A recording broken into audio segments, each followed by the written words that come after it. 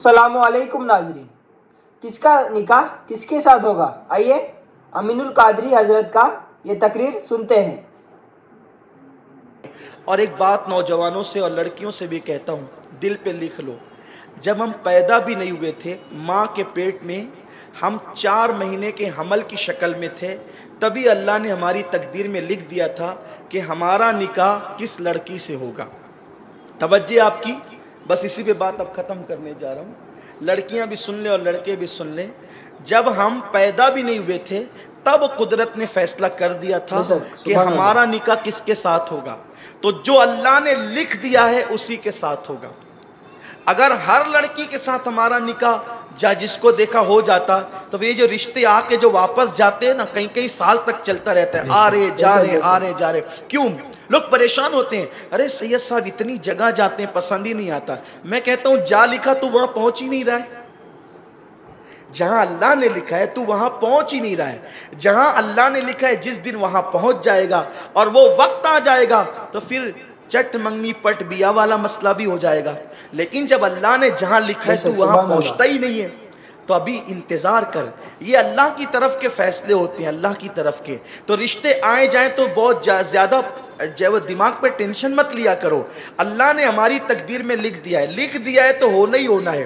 कोई बगैर जोड़े का जमीन पे नहीं आया है। और बेटियों को जल्दी रिश्ते नहीं आते तो माँ बाप खुद उसको ताना देते, कैसी है तू, मनूस है, तेरी तकदीर फूटी हुई है, तुझे अच्छे रिश्ते नहीं आते, हम परेशान हैं। यार उस बेटी का क्या कसूर है?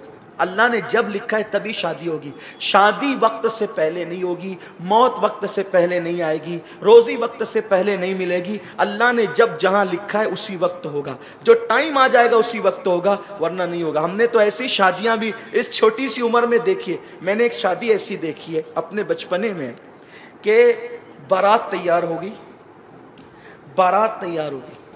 और तैयार होने के बाद किसी मामले पर झगड़ा हो गया बारात के अंदर। तो क्या हुआ, लड़के वालों ने अपनी अना बताने के लिए कहा हम बारात वापस ले जा रहे हैं। ये हुआ, हम बारात वापस ले जा रहे हैं। अब लड़की वाले नरम पड़े, यार इज्जत पे बना जाएगी, क्या होगा। उन्होंने हाथ जोड़े, पैर पकड़े, खुदा के लिए ऐसा मत करो, गरीब की इज्जत से मत खेलो, चलो जो हुआ माफी मांगते, लेकिन मजरा नहीं, हम तो जाएंगे। बहुत मनाया, लोगों ने मनाया, बड़ों ने मनाया, नहीं माने। और वो बारात वापस हुई। लड़की के माँ बाप की तो मौत से बदतर उस वक्त की कैफियत हो गई थी कि वो क्या करें। लेकिन खुदा की शान देखी, अब वहां पे सब रिश्तेदार रो धो रहे हैं कि अब मेहमान आ रहे हैं, क्या जवाब देंगे इनको। खाना तैयार है, शरबत तैयार है, जहेज तैयार है, क्या करेंगे। ऐसे में एक लड़का अपनी माँ और अपने बाप के साथ शादी में शिरकत के लिए आया था। और वो बहुत मालदार घराने के थे। वो जो बारात आई थी उससे बहुत मालदार घराने के वो लोग थे। जब उनको रोता धोता देखा तो उस लड़के ने अपने माँ बाप से कहा, यहाँ इनकी इज्जत बचाना हमारे लिए ज़रूरी है। क्या ऐसा नहीं हो सकता कि जो सेहरा उस लड़के ने पहना था वही सेहरा मैं पहन लूँ। माँ बाप ने कहा कि ये तो बहुत अच्छी बात होगी, चलो अच्छा करते हैं। और 10 से 15 मिनट के दरमियान ये फैसला हो गया। और उसके बाद बारात का जो टाइम था ना जाने का, चूंकि उधर बारात तैयार हो रही थी, बारात का जो टाइम था उस टाइम तक, मेहमानों के आने तक ये दूल्हा सच संवर करके वहां बैठ गया था, आया था शादी में शिरकत के लिए, बन गया दूल्हा। अब लोग हैरान थे ऐसा क्यों हुआ। वो ऐसा इसलिए हुआ कि उसकी किस्मत में नहीं लिखा था, तो ये बहाने से कैंसिल तो होना ही था। ये तो इसकी बीवी बनने वाली थी ना। एक बात मुझे बहुत प्यारी से यहाँ याद आ गई और उसको बयान करके बात खत्म करता हूँ, मुझे मरकज जाना है। इमाम आजम के दौर में एक हादसा हो गया। देखो अल्लाह जो तकदीर में लिखता है ना वही बीवी मिलेगी, उसके सिवा नहीं मिल सकती। इसलिए जरा चक्कर में कम रहा करो कि इधर जैसे बिल्ली की नियत छिछड़े में होती है ना, इधर मुंह डाला। हंसने की बात नहीं है, इबरत हासिल करो। इधर मुंह डाला, उधर ताक, उधर झांक, ये सब बंद करो।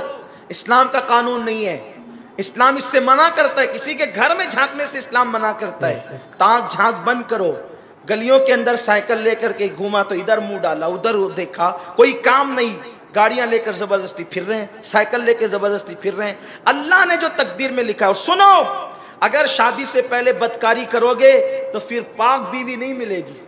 قرآن اللہ کے رسول فرماتے کما تدین تدان، تم جیسا کرو گے ویسا ہوگا. لیکن اگر کوئی بدکاری کر چکا، علماء سے سنا، بیان سنا اور سچی توبہ کر لے، پھر اللہ توبہ کرنے والوں کی توبہ کو قبول کرتا ہے اور اللہ انہیں پاک دامن بیویاں بھی عطا فرماتا ہے. تو توبہ کر لو گے تو پھر محفوظ ہو جاؤ گے، توبہ نہیں کرو گے پاک دامن رہو. حضرت امام حسن پاک کہتے ہیں نا، امام حسن پاک کا قول ہے اگر تم چاہتے ہو بیوی پاک دامن رہے تو تم پاک دامن بنو، تمہاری بیویاں خود ہی پاک دامن ہوگی. اگر چاہتے ہو بیٹیاں پاک دامن رہے تو تم پاک دامن بنو، تمہاری بیٹیاں پاک دامن ہوگی. اگر چاہتے ہو کہ بیٹے پاک دامن رہے تم پاک دامن بنو، تمہارے بیٹے پاک دامن ہوں گے، تمہاری نسلیں پاک دامن ہوگی انشاءاللہ اگر تم پاک دامن رہو گے. تو جو تقدیر میں لکھا ہے وہی ملنے والا ہے، اس سے زیادہ نہیں، اس سے کم نہیں. امام اعظم ابو حنیفہ رحمۃ اللہ تعالی علیہ کے دور میں ایسا ہوا کہ دو بھائیوں کے ایک ساتھ شادی ہوئی، دو بھائیوں کی ایک ساتھ شادی ہوئی اور اتفاق سے دو بہنیں بھی وہ تھیں، ادھر دو بھائی ادھر، ایسا ہوتا ہے نا دو بھائی دو بہن ہو گئی. اب وہ دونوں بہنیں آئی ادھر سے اور یہ دو بھائی، شادی ہو گئی. تو اتفاق ایسا ہوا جب حجرے میں پہنچانے کی بات آئی تو عورتوں کی گڑبڑی کی وجہ سے اور دلہنیں تبدیل ہو گئی، دلہنیں تبدیل ہو گئی. یعنی اس بھائی کا جس سے نکاح ہوا تھا اس کی بیوی اس کے ساتھ چلی گئی اور اس کا جس سے نکاح ہوا تھا اس کی بیوی ادھر چلی گئی. جب اب رات تو گزر گئی، صبح ہوئی تو صبح ہونے کے بعد یہ بات کھل گئی کہ بھائی وہ جو عورتوں کی کوتاہی کی وجہ سے دلہن تبدیل ہو گئی، اس کی اس کے ساتھ چلی گئی، اس کے ساتھ چلی گئی.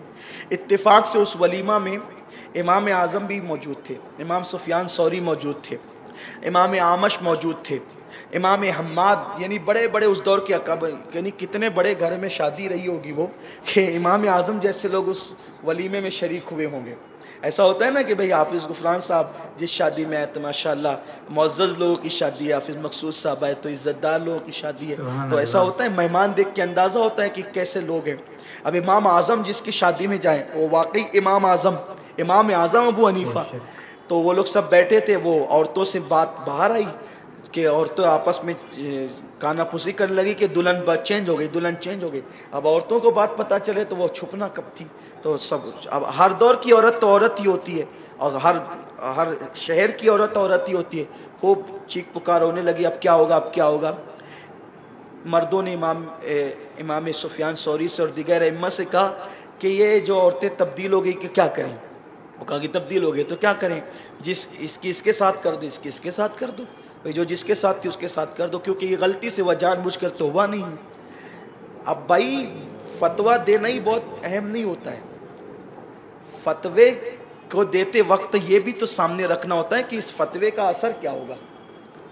اصل بات یہ ہے کہ چلو ٹھیک ہے جو جس کی بیوی تھی اس کے پاس پہنچا دو، غلطی سے ہو گیا تو کیا کریں گے. بھائی دو بہنیں ہیں، دو بھائی ہیں، ایک گھر میں رہتے ہیں.